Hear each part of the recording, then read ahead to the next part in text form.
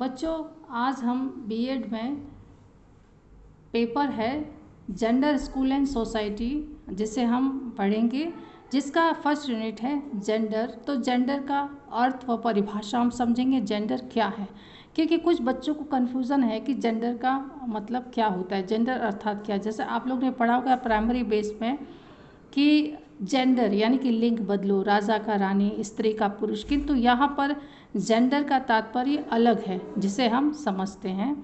तो आइए देखें कि जेंडर क्या है। जेंडर का अर्थ, जेंडर अंग्रेजी भाषा का शब्द है और इसका अर्थ सेक्स से अलग है।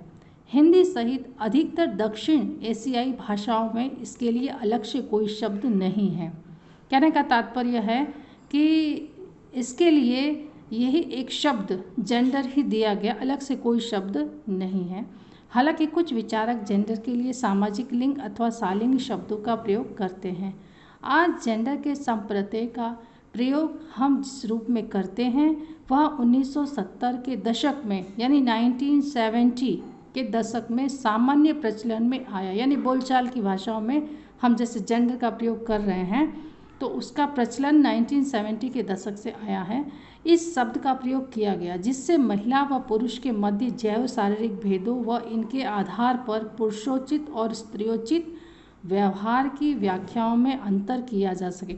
यानी कि हम स्त्री और पुरुष के बीच के अंतर को समझने के लिए, जानने के लिए सामान्य प्रचलन में 1970 के दशक में ये शब्द प्रचलन में आया, अर्थात कि जेंडर प्रचलन में आया। महिला पुरुष के मध्य जैव शारीरिक भेद पूरी दुनिया में लगभग समान है।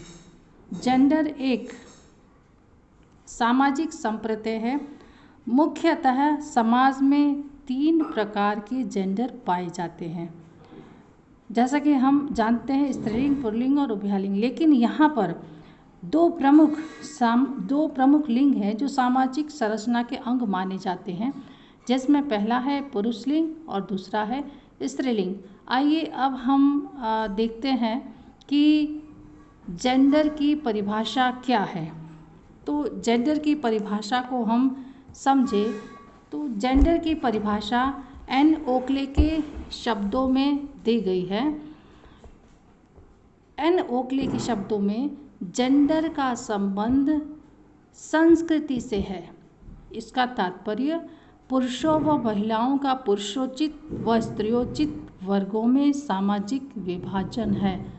अर्थात कहने का तात्पर्य यह है कि जो जेंडर है उसका संबंध संस्कृति से माना गया है, जिसका तात्पर्य ये होता है कि पुरुषों व महिलाओं का यानी पुरुषों का पुरुषोचित और स्त्रियों का स्त्रियोचित वर्गों में जो सामाजिक विभाजन किया गया है वही जेंडर है।